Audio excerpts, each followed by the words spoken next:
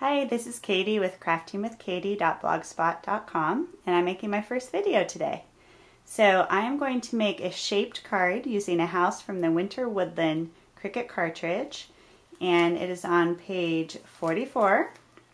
So what I'm going to do is use my gypsy to make a welded shape card with a shadow feature. Okay, so here I am with my gypsy, and what I'm going to do is make the height 5.5.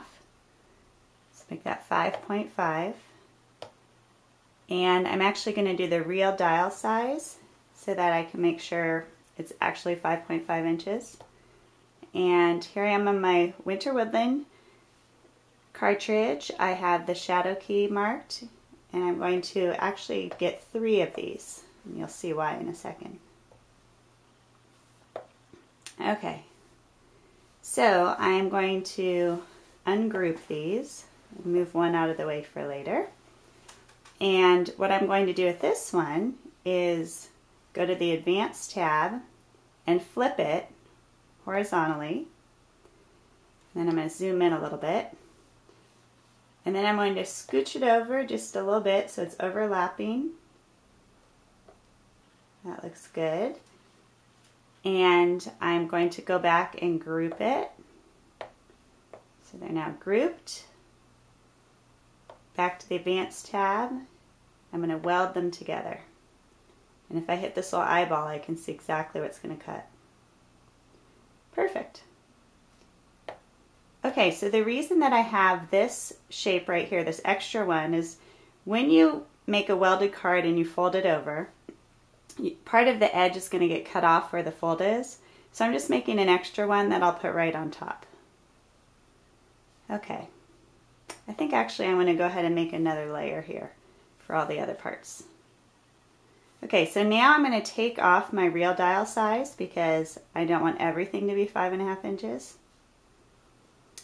And I'm going to go back to the Woodland cartridge, and I'm going to take the house.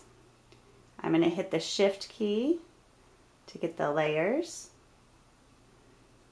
I'm going to take off the Shift and go to the Layers key to get more layers, and the Shift key, and that will get me the snow, the final layers.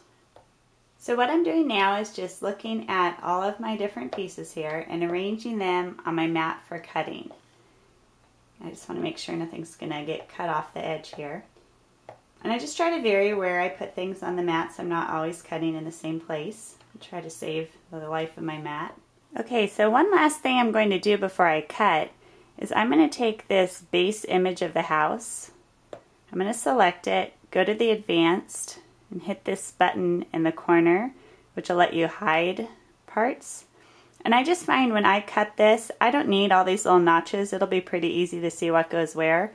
And sometimes that can just, they end up showing behind my paper, and I don't like that. So I'm going to hide all of the parts of it except for the outline. So you just hit this button, makes it go next, and then hit hide, and you can see them start to disappear. Okay, so now we just have the blank image, so it's not going to have all of that. Which, now that I think about it, I could have just chosen the black out. Oh well. Okay, so now I'm going to start putting down my cardstock. All of this is from Paper Tray ink. And I have some dark chocolate for the house. I think this is either Harvest Gold or Lemon Tart. I'm pretty sure it's Harvest Gold. So that'll be the background image that I'll give my windows. Stamper Select White for the snow. And Hawaiian Shores for the roof and the door. Now, this mat isn't the newest mat, so what I'll often use is a brayer to just really get everything to stick down.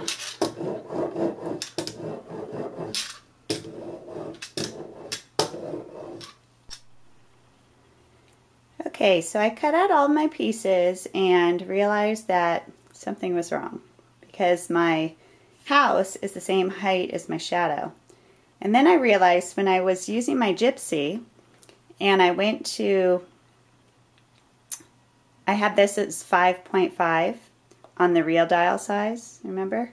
And then I said I was just going to take the real dial size off for everything else. The only problem was that I forgot to check what was the relative size for this when I took the real dial size off. So when I do that now, you'll see the relative size is 5.29.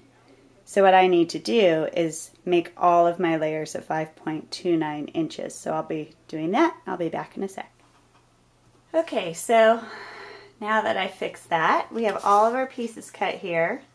And I just want to show you the difference. This was the original piece. By the way, this was Lemon Tart paper tray ink, and I wanted to use Harvest Gold. So when I redid it, I picked the color I wanted. But this is the original one when I hadn't fixed the sizing. You can see that shadow didn't work at all, so I didn't know what was going on. So now you can see with the Harvest Gold, it's perfect. So, all right. So the first thing we're going to do is to score our background. So I'm going to use my Score Pal.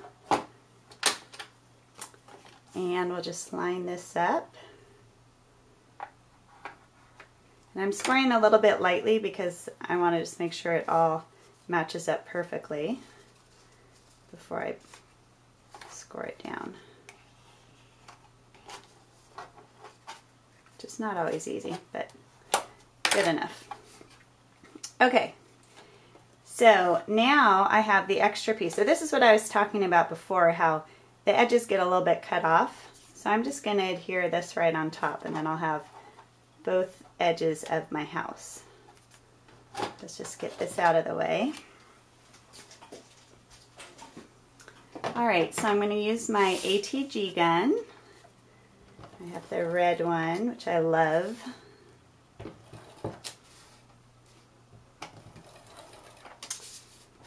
I'll get that right on top.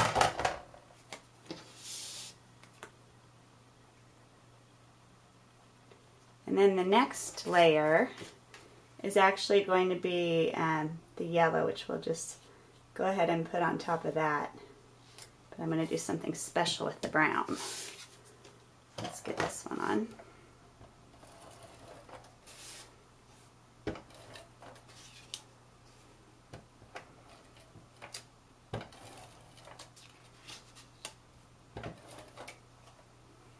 Okay.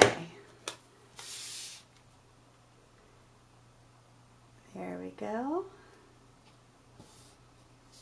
All right, now with the brown layer, I'm actually going to use a Cuttlebug folder to emboss it. So this is the Bricks Cuttlebug folder.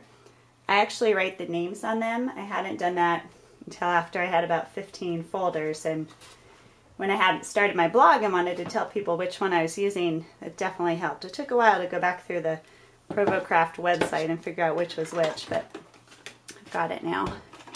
So I've got my little Cuttlebug out. And this is going to end up being too long, I think. It is, a little bit. So what I'm going to do is, I'm going to emboss right up to this section here. You'll see this is going to end up having a blue piece on top of it. So I don't want any lines to show. So if I do it right to there, it should be fine, and then I can just turn it around and do the back part. So I've got my A plate and a B plate. And then we'll put my Cuttlebug folder right in between. And then the other B plate on top. We'll just run this through.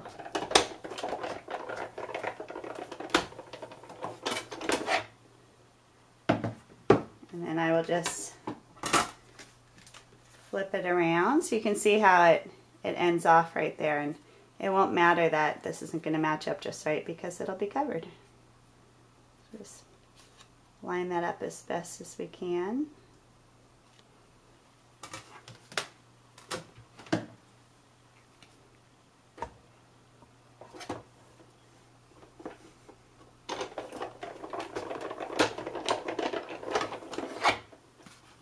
All right. Isn't that cute? Alright, so now we're going to get all of our layers on here.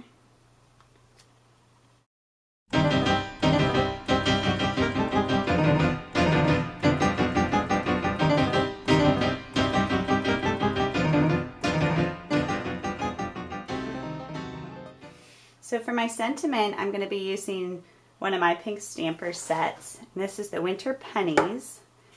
And I liked this one, There's Snow Place Like Home. They have a little house card. I'm going to just take that off. And these are just acrylic blocks that I got from Paper Tray Ink. We'll just use one of those. And my pink stamper stamps work great. They stamp really, really nicely. So I'm going to stamp it with dark chocolate ink from Paper Tray Ink. As you can tell, I'm a fan of Paper Tray Ink.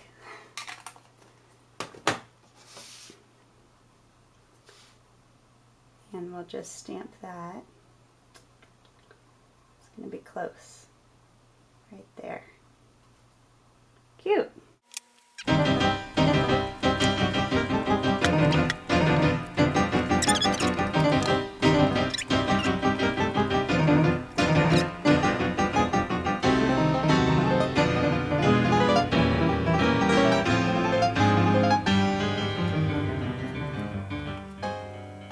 Alright, so there is the finished card. I hope you like it, and thanks for watching my very first video.